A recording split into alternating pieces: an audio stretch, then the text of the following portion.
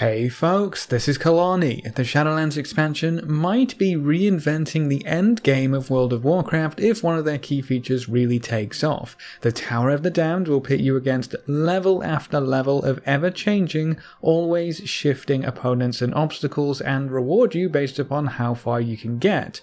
This could fill in the gaps between Mythic Plus dungeons and raids to ensure everyone has something they can look forward to, take part in, and progress through. Let's take a closer look at how this new version of the Mage Tower is going to work.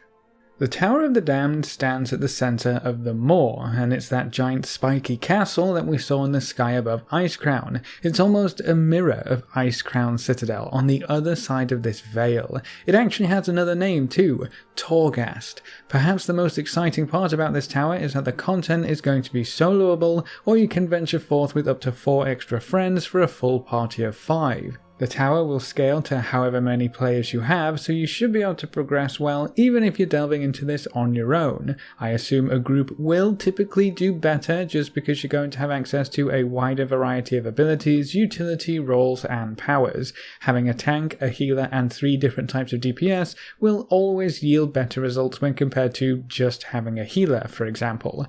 I like the middle ground here. You can hop in on your own for one run, and then if a friend pops on, you can invite them along for your next run. You might be able to pick some people up along the way and eventually get up to a group of 5, but then if someone drops group later on, you don't necessarily have to fill in that gap. You can just head straight back in with 4 group members. The flexibility is awesome, and it should satisfy a wide variety of players, from the dedicated groups of friends who want to smash this tower as seriously as they can, to the family groups who just want an activity they can do together, whether that means 2 of them, or 3 of them, or 4 of them.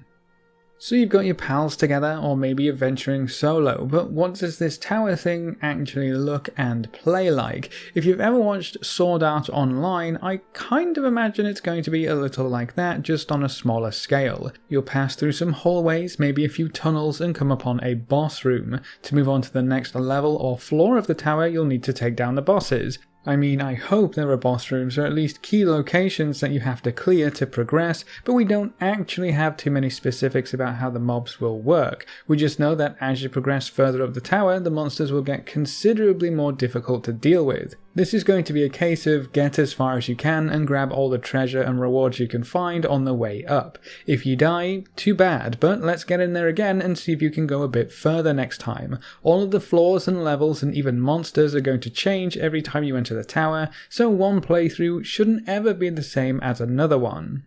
Now, I do realise that's basically what they said about the Island Expedition system when it was first introduced in the beta of BFA, and we all know how that ended up, but hopefully they've learned a few lessons from that so they can actually create an experience that will change every time you enter the tower. I don't expect an unlimited number of types of floors or layouts, but at least enough difference for it to not be immediately obvious what floor we're currently on, and the floors need to be randomized so they don't pull from limited pools of layouts. If you only have 3 different versions of floor 1, that's going to get old fast, even if every floor has 3 different versions. But if all the floors from 1 to 50, or whatever they end up having, if they can all be any type of floor, that's going to really shake up your experience every time you start a new tower climb. The same thing goes for the monsters. We need enough variety in what can spawn, so we're not fighting the same 5 combinations for every run. The dev team did talk a little bit about events that can happen in the tower. Maybe one week the tower is full of beast type creatures instead of a variety. That could be an interesting twist if it's set up properly, and they could rotate this kind of event to try and keep things from getting too stale. The entire point of this tower seems to be to create a different experience every time you enter. They really did try to drive that point home in the panel. They said you should be able to find something new whenever you return for some more fun, so you should always explore every floor to make sure you don't miss anything. Because the subsequent floors get harder, it's going to be important that you pick up every power-up, every shred of anima, every piece of loot that might help you get just a little bit further up the tower on this playthrough. Just in case you were worried that they would pull the same stunt that they did with Island Expeditions, the Tower of the Damned will not be timed content. So yes, exploring every nook and cranny is going to be possible. You won't run out of time just because you want to see what this floor might be hiding. There's no rush to the end, you can go at your own pace. I think they would have been very silly to do it any other way. Timers work in Mythic Plus because that's what the entire system is built around. I don't think timers were a good idea in island expeditions, and the race against the opposite faction even worked against the idea of exploration, but thankfully we won't have to worry about that with this tower. If you're running solo, you could spend all day in the tower if that's what you really wanted to do. Scope out every little hidey hole, check around every corner, slaughter everything in your path, and just get as high as you can. If you hit a roadblock, that's fine, just take all your loot out with you and try again later. Adding in a timer to this content would have probably killed it before the expansion even launched, so I'm happy to see that we can take as long as we want.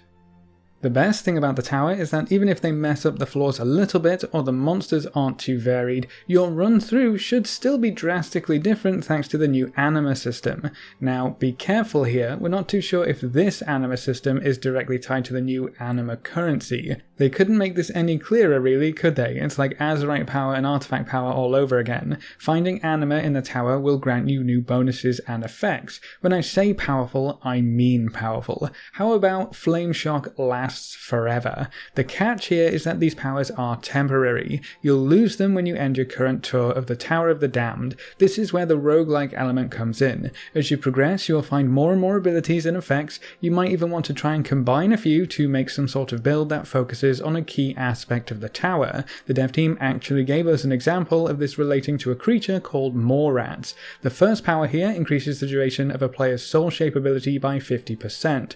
Soul shape is only available to the Night Fae Covenant, and it's kind of like a mini travel form. Add that to another ability which causes Morats to explode for AoE damage when they die, and finally another ability which causes your soul shape form to instantly kill Morats when you run over them. Suddenly you have a recipe for a monstrous AoE machine if you can gather up enough of these Morats, and it's not really related to any specific class spell or ability. That's really cool, and this is just one example. The floor layouts and the monsters are incredibly important in making this system work, yes, but the powers that you can pick up from Anima are going to be the key here. They can go nuts with this stuff too because it's all temporary. It's not like you're going to take these effects into your next raid or dungeon, so they can really let all hell loose and let you tear up the entire tower. You might not get the same choice of abilities every run through the tower, so you'll need to think on your feet and try to make the most out of whatever you're given. That's the most exciting part of this feature to me, the roguelike aspect. Building something up from nothing, potentially doing things that weren't intended, and shoring up some of your weaknesses with the Anima powers.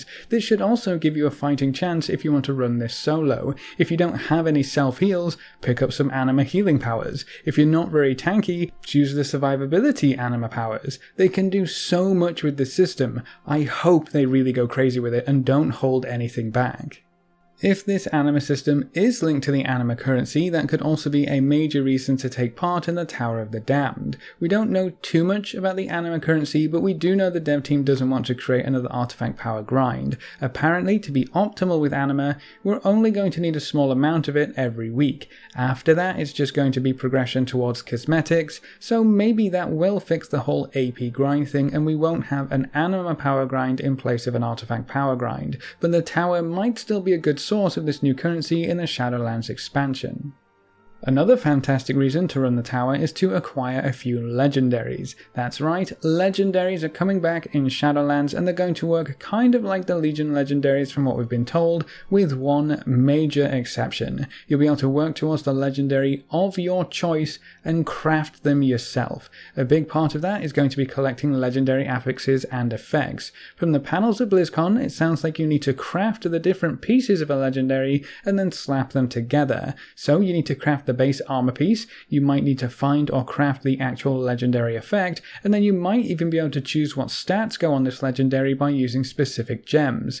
Torghast might be the main source of the legendary effect piece of this puzzle. We might be running the tower over and over again looking for a very specific drop, which is fine by me. It sounds like the tower is going to be a blast if they get this right. Such a key part of your character's progress might be hidden deep within this tower, which is probably all the incentive you need to start climbing it. While the tower itself is very special, getting to it might be a bit more difficult than your average dungeon. The zone that surrounds it, the moor, is also going to be different. This area is not friendly. Apparently we won't even have an innkeeper down there, maybe no collection of NPCs whatsoever. It's a max level only zone, and it's being designed to kill you. The longer you stay in the zone and cause trouble for the big bad of this expansion, the jailer, the more nuisances he's going to throw your way. We were given a few examples. As you start killing off his minions, they'll become more aware of your presence, increasing the range at which certain mobs will aggro onto you, so you won't be able to move around as freely, and if you really become a thorn in his side, the jailer will even start sending specific kill squads straight to your location. It's going to be fun seeing what they can come up with to create a zone where you have to pay attention, or you might actually be worried about dying for once. In the story of the Shadowlands, the moor is also where the most evil and nefarious souls go when they cross over into death. It's very likely that we'll be seeing some of these souls in our adventures of the zone, and possibly through the tower as well. That's not all though. Right now the Shadowlands aren't operating as they're supposed to. All souls who have crossed over into death in the recent past, so pretty much everyone who was a casualty of the Fourth War, Overlord Saurfang included, have also been sent directly into the moor. I'm calling it now. Saurfang will either be in the moor or in the tower. Can you imagine freeing Saurfang from some nightmarish prison or trap and having him join you through one of your tower runs? That would be amazing. We know we're going to see a few familiar faces in the realm of death. It wouldn't be too far-fetched to assume some of them will be in the tower to help us, or maybe even hinder us. We might face some surprise bosses from Warcraft's past. To me, it sounds like the Tower of the Damned is going to be a perfect home away from home if you love games like Diablo. Random floors and maps, random enemies to fight, random powers to pick up that are crazy overpowered, and loot to hunt for along the way. Run through it as often as you want, take as long as you want, take some friends, or go about your business solo. I truly think this tower will fill in the major gap we have at Endgame right now. It's soloable, it's progression based, the sky is the limit, and you can play at your own rate. On top of that, we have Mythic Plus dungeons for those of you who want a timed challenge in a set environment, as well as the different raid tiers that allow you to take down the big bads of this expansion with your guild. Shadowlands is shaping up to have something for everyone. I can't wait to sink my teeth into this tower. I love the wizard training scenarios, I love the mage towers. This sounds way better than both of those combined. But that's all the info I have on Torghast, the Tower of the Damned, our new type of endgame content in the next WoW expansion. What kinds of power-ups or abilities would you like to see in the temporary Anima system of the tower?